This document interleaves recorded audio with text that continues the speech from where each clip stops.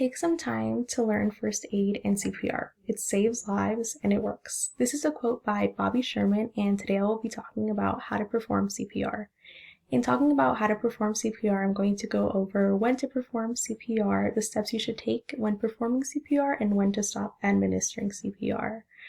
I'm going to be talking about CPR based on my own personal experience performing CPR and becoming certified, also based on some research I've done. Hopefully you'll learn today that CPR is very important, as it can not only save your lives, but your parents, friends, families, and also that of strangers, as stated by West Virginia University.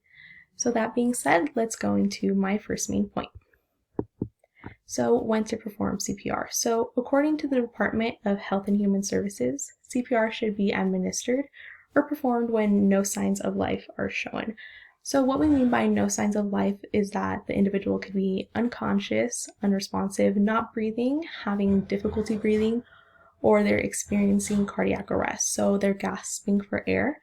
So when these signs are shown is that we could possibly perform CPR. So we could actually assess the individual and see if no signs of life are shown, and we can do this in multiple ways. First, we can do it by checking their pulses. And we can do this by taking our pointer finger and our middle finger, not our thumb finger because that one actually has a pulse, and we could check their pulses, one behind their ear, also another on their wrist. Also, we can check for signs of breathing, so where the chest falls and rises. And also we can touch them or tap them or shake them and ask them if they can hear us or if they're okay. And if they don't respond, then we can perform CPR because they are responsive, of course.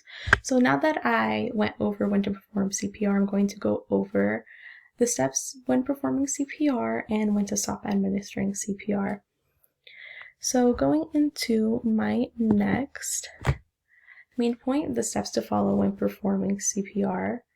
So when I was learning about CPR, I actually broke it up into two stages, which would be assessing the scene and getting the individual ready to perform CPR and actually performing the life-saving maneuver.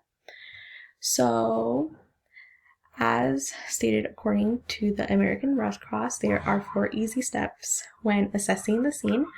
So first, it would be to make sure the scene is safe, so that, for example, if someone is in a car crash as pictured, that their car isn't leaking oil, there's no gas around so that there's not a possible hazard and a fire can start. Also that there's no incoming traffic, so that would be making sure that the scene is safe. Also to call 911 for assistance. So if you're not able to, you could ask a bystander as well if they could dial 911 for you. Also checking the person's airway, so we could do this by tilting the head back and pulling the chin forward so we could see if their airway is clear. Also to check for breathing. So actually when performing the life-saving maneuver, so actually going into CPR and going into the steps, we could do this and we could easily remember the steps, the 3 easy steps, by using the acronym CAB, which stands for compressions, airway, and breathing. So continuing forward,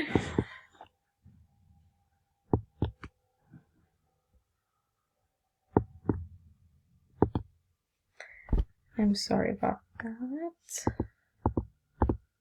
Okay, so continuing into actually doing the life-saving maneuver, on the screen I actually put on the guidelines of the American Heart Association, and these are the guidelines that they provide when actually performing CPR. So when we are actually going on to go and perform CPR, we first want the person laying down on their back, so flat against the ground. And also we want to kneel down to them to their level between their shoulders and their chest. And once we are there, we are now going to place one hand over the person's chest between their 2 breasts, and then we're going to actually place our other hand on top and interlock. So when we are about to start our compressions, we want to make sure that our arms are straight, and we're not only using our arms for our strength, but also we're using our upper body, and we actually want to start our compressions at a rate of 100 to 120 per minute, and we're going to do this in 4 cycles, so 30 compressions to 2 breaths. and that would be considered 1 cycle. So after compressions, now we will actually open the individual's airway, and we could do this, as I said from before, by placing our palm over their forehead and taking their chin forward. And this is how we open the individual's airway. And once their airway is open, we pinch their nose, and we administer 2 short breaths, and we watch for the chest to rise. And we do this after 1 cycle. So 30 compressions to 2 breaths. So now that I talked about the actual stages of going through the life-saving maneuver of performing CPR and when to perform CPR, I'm actually going to go into my final main point, which would be when to stop performing CPR.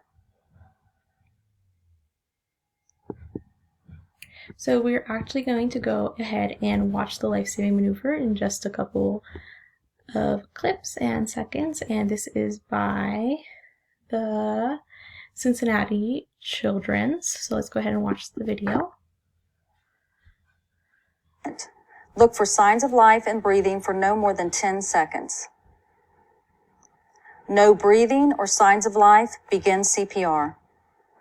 Position the heel of one hand on the center of the adult's chest. Place your other hand on top.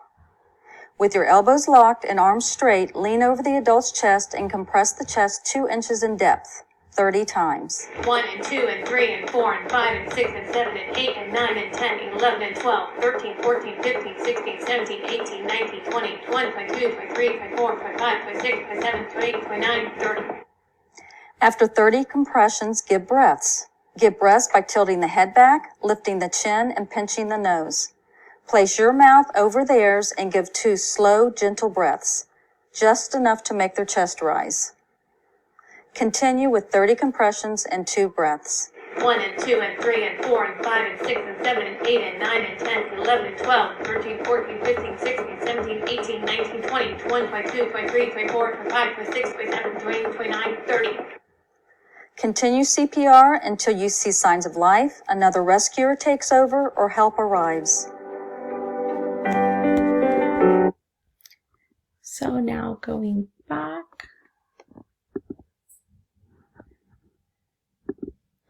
So when we're doing CPR, as stated by the Mayo Clinic, when we're actually doing those compressions, we are actually restoring a person's blood flow, and this is the overall goal of performing the compressions in CPR. So now that I discussed that, we're going to go into my final main point, and I am going to actually talk about when we stop CPR. So we would actually stop administering CPR when we see no signs of, when we see signs of life return, So what I mean by signs of life return is that the individual actually starts breathing and we could see the chest rise and fall. Another would be when first responders arrive to the scene and they'd be able to take over, and they'd be actually to help the individual from there. And another way that we would actually stop CPR would be from our own physical exhaustion, because performing the life-saving maneuver, it actually takes a lot of our energy. So when this would happen, we would actually just be asked to switch with someone, or someone else would be able to come in and take our place. But if none of these actually happen, we would keep administering CPR. So if first responders do not come to the scene yet, we would continue CPR. If signs of life do not return, we would continue CPR. And from physical exhaustion, we would ask someone else to come in and swap this out. So hopefully today I've been able to teach you guys the importance of performing CPR and how it could not only save your lives, but that of many others. And that being said, I'm going to leave you guys with another beautiful quote by former President Ronald Reagan, which reads, "We can't help everyone, but everyone can help someone." And I truly think that through learning this technique of CPR, we can do this. Thank you so much, and I hope everyone enjoyed.